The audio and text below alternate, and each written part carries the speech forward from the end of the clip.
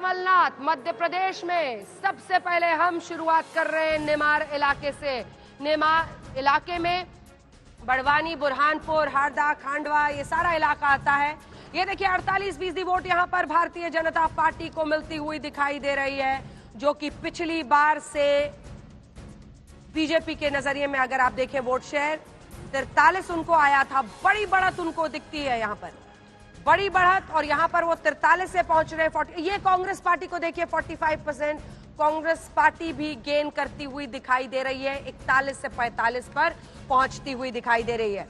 तो सबसे पहले रीजन वाइज वोट शेयर में निमाड़ इलाका हम आपको बता रहे हैं। निमाड़ इलाके में बड़वानी, बुरहानपुर, हरदा, खंडवा, खरगोन, ये सारे इलाके आते हैं।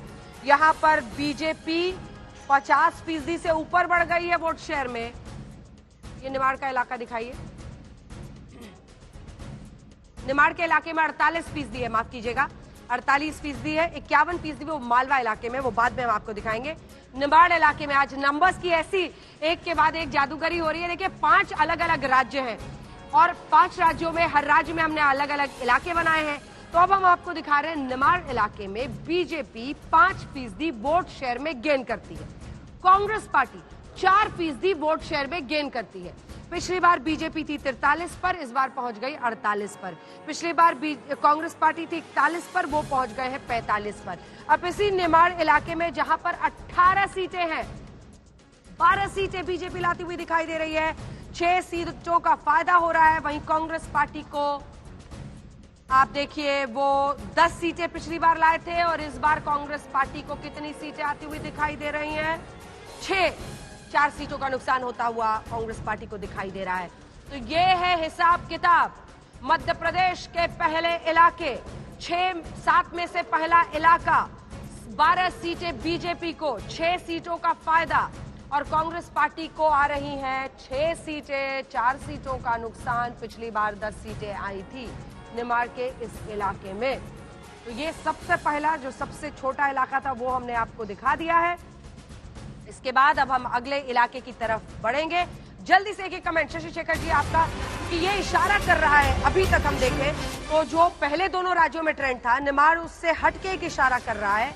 वो बड़ा नुकसान 4 सीटों का कांग्रेस को और 6 सीटों का फायदा बीजेपी को दिखा रहा है। और प्रदीप गुप्ता जी अब हमारे साथ जुड़ रहे हैं। अब इनका होम ग्राउंड आ गया है भाई, मध्य प्रदेश के ही हैं, होम ग्राउंड पर आ गए थे। पहले ससुराली ग्राउंड पर आए थे छत्तीसगढ़ में बैटिंग करने के लिए, और अब मध्य प्रदेश का जब आ रहा है तो एक्सिस माय इंडिया के एमडी हमारे साथ प्रदीप गुप्ता यहाँ पर स्टूडियो में जुड़ गए हैं। सबसे पहले निमाड़ क्षेत्र में आपकी टिप्पणी ले लेते हैं, फिर शशि जी के पास जाएंगे। प्रदीप गुप्ता जी, ये इलाका क्या इशारा कर रहा है? 4 का नुकसान कांग्रेस को, 6 का फायदा बीजेपी को। निमाड़ का एरिया देखिए आदिवासी बाहुल्य एरिया है। यहाँ पे पिछली बार कांग्रेस ने बहुत अच्छा किया था और इस बार जो है उतना अच्छा करती नहीं दिख रही है। बट फिर भी जो निमाड़ का क्षेत्र है वो वैसे भी हमेशा से बीजेपी के पक्ष में रहा है, सिवाय पिछली बार को छोड़ के। जनता ये पूछने वाली है कुछ देर में कि आपने जो छत्तीसगढ़ में भी मामला लोअर एज और अपर एज के बीच में ऐसा अटकाया है, और वैसा ही हो गया है राजस्थान में भी, सबकी सांसें अटक गई हैं। राजस्थान में अकेला प्रदीप जी कह रहे हैं कि कांग्रेस बढ़त ले रही है, बाकी सब कह रहे हैं पीछे। प्रदीप जी पहला तो आपसे ये सवाल है। दूसरा सवाल ये है कि चलिए पहले के ही जवाब देते हैं। हाँ, पहले इसका जवाब सुनिए। तो अब दूसरे चैनल और उनके बारे में तो मैं कुछ नहीं कह सकता, उन्होंने जरूर बहुत अच्छा काम किया होगा जमीन के ऊपर, लेकिन हमारी टीम एक्सिस माय इंडिया की टीम को जो मिला है वो मैंने रिपोर्ट किया है। उसके में देखेंगे आप अलग अलग इलाकों में 7 इलाकों में या 7 रीजन में यदि राजस्थान को बांटे तो करीब 4 में बढ़त है, 3 कह लीजिए, और 1 में जो है बड़ी बढ़त है कांग्रेस के पास। और उसके चलते आप देख पा रहे हैं 90 और 96 केवल 6 सीट का फर्क है और वोट शेयर में केवल 1% का फर्क है। तो 1% का वोट शेयर दोनों ही स्टेट्स में, चाहे वो छत्तीसगढ़ हो, राजस्थान में हो। लेकिन सीट्स में हम देखें तो अपर एज में यहाँ पर, हालांकि छत्तीसगढ़ में क्लियर दिख रहा है कि कांग्रेस की सरकार बन रही है, ये हम माने। और यहाँ पर आपको राजस्थान में फंसा हुआ मामला लग रहा है प्रदीप जी, या फिर लग रहा है कि कांग्रेस आराम से सरकार बना लेगी, गहलोत के खिलाफ एंटी इनकम्बेंसी है ही नहीं? राजस्थान की बात करें तो पिछली बार भी आपने देखा दोनों पार्टियों को करीब 39% वोट शेयर मिला था, लेकिन बीजेपी की सीटें 72 आई थी और 100 सीटें आई थी कांग्रेस की, 99 प्लस 1 बीटीपी की। लेकिन यहाँ बड़ी बात होती है अदर्स, यहाँ पे बीजेपी के जो रिबेल्स हैं वो करीब 6 से 7 रिबेल ने बहुत अच्छा काम किया है, और उसके उलट देखें तो कांग्रेस के 1-2 रिबेल ने अच्छा काम किया है, जिसके चलते आप नतीजों में देख पा रहे हैं कि कांग्रेस जो है 6 सीटों के साथ बीजेपी से आगे है। रिबेल को राजस्थान में आप भूल के नहीं देख सकते, करीब 18 रिबेल या छोटी पार्टी बीएसपी, बीटीपी, ये जो आने वाले हैं ना 9 से 18 जी, वो सब अपना फोन हाथ में रख लिए होंगे, बिल्कुल, पता नहीं कब कहां से कॉल आ जाए। बिल्कुल। अखिलेश प्रताप सिंह जी हमारे साथ जुड़ गए, जल्दी से कांग्रेस पार्टी की तरफ से एक रिएक्शन ले लेते हैं। 86 से 106 के बीच में वो दे रहे हैं अखिलेश जी आपको, अगर अपर एज आया तो आपकी सरकार आराम से बन जाएगी, अशोक गहलोत फिर मुख्यमंत्री बनेंगे, हम यही मान रहे हैं कि आप उन्हीं को बनाएंगे। लेकिन अगर बाजी पलटती है, अटकती है, तो ये अन्य का भाग्य खुल सकता है अखिलेश जी? नहीं, इस बार ऐसी नौबत नहीं आएगी, और सिर्फ राजस्थान नहीं, 5 राज्यों में, 4 राज्यों में तो कंफर्टेबल मेजॉरिटी के साथ कांग्रेस आ रही है। क्योंकि देखिए, चाहे राजस्थान हो या मध्य प्रदेश हो या छत्तीसगढ़ हो, बीजेपी के पास न कोई चेहरा था और न कोई एजेंडा था, और कांग्रेस की अपनी नीतियां थी। 2 राज्यों में जहां सरकार है, उस मुख्यमंत्री, उस सरकारों की इतनी लोकप्रिय योजनाएं थी जो जनता में बहुत ही लोकप्रिय हैं, और वो हिंदुस्तान में भी आम सरकारें, अन्य सरकारें उसकी नकल कर रही हैं।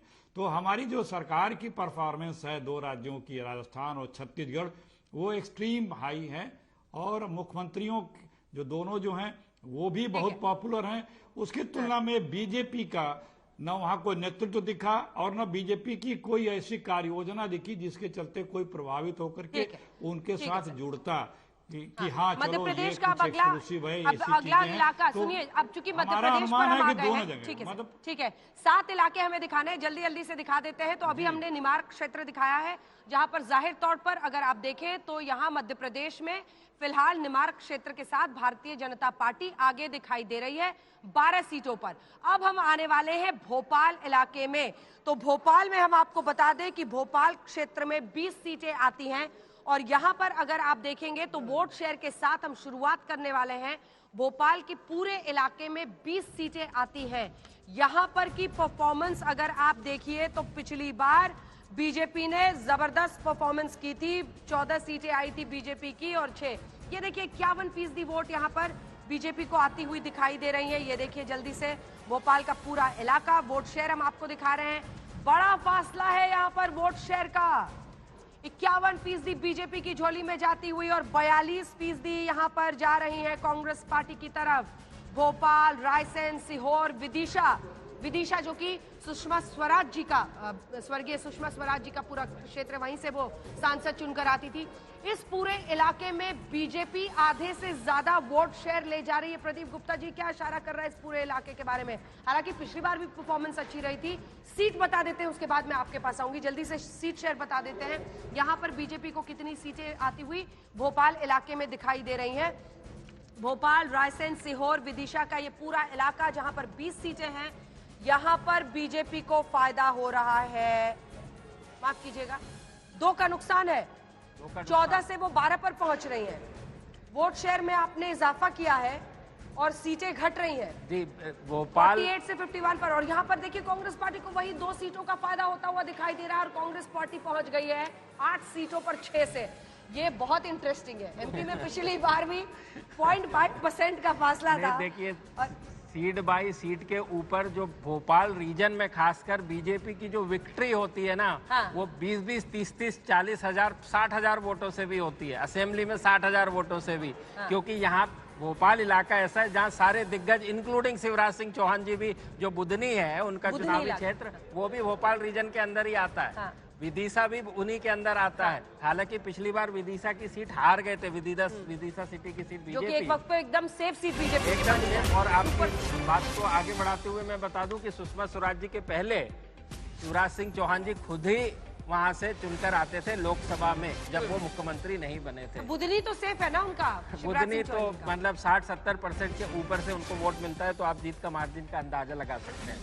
हाँ, और ठीक है। सारंग जो है, अटल जी भी वहां से चुनाव लड़ चुके हैं, आपने सही बात कही है, हाँ। विदिशा से। और उसके बाद से सुषमा स्वराज जी वहां से लड़ी, वहां से शिवराज सिंह चौहान भी चुनकर आए। और देखिए अब वो बुधनी सीट से लड़ते हैं। वहां के बारे में ये कह रहे हैं कि बहुत अच्छी उनकी परफॉर्मेंस रहेगी, लेकिन बीजेपी की इस भोपाल क्षेत्र में 2 सीटों का नुकसान होता हुआ दिख रहा है और कांग्रेस पार्टी को वहीं पर 2 सीटों की बड़ी बढ़त होती हुई दिखाई दे रही है। ये देख लीजिए, जो आंकड़े हैं वो आपके सामने है। भोपाल वो दूसरा इलाका जो हमने आपको दिखा दिया है आपके टेलीविजन स्क्रीन पर। अभी तक के मिले हुए 2 आंकड़ों के साथ 24 पर पहुंची है बीजेपी और कांग्रेस पार्टी पहुंची है 14 सीटों पर।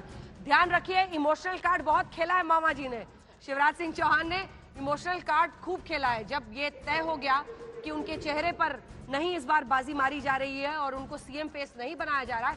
18 साल से सीएम है शशि शेखर जी। कई लोग ये मानते थे कि एक फटीग आ जाता है एक चेहरे को लेकर अगर इस तरह से इस पूरे इलाके में। अभी तक हालांकि तस्वीर साफ नहीं है, अभी सस्पेंस बरकरार है। मैं चुनाव से 3 हफ्ते पहले वहां पर 4 दिन रहा। हाँ। और मैंने एक बात वहां पर गौर की कि वहां पर शिवराज सिंह चौहान की बुराई नहीं करते थे लोग। वो परिवर्तन की बात जरूर करते थे, बुराई नहीं करते थे।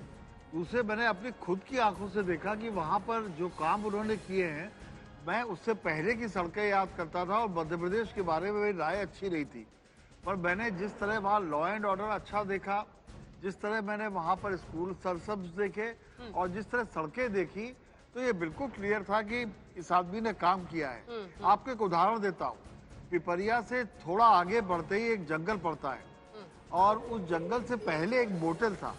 मोटेल में खूबसूरत सी लड़की उसके रिसेप्शन पे खड़ी थी। मैंने जाके उससे पूछा, बेटा आपको डर नहीं लगता है, आप वेस्टर्न कपड़े पहन के यहाँ पर ये चला रही है? कुछ त्रिवेदी थी वो, तो उसने कहा नहीं हम चलाते हैं, हमें यहाँ पे कोई दिक्कत नहीं, मध्य प्रदेश आगे बढ़ रहा है।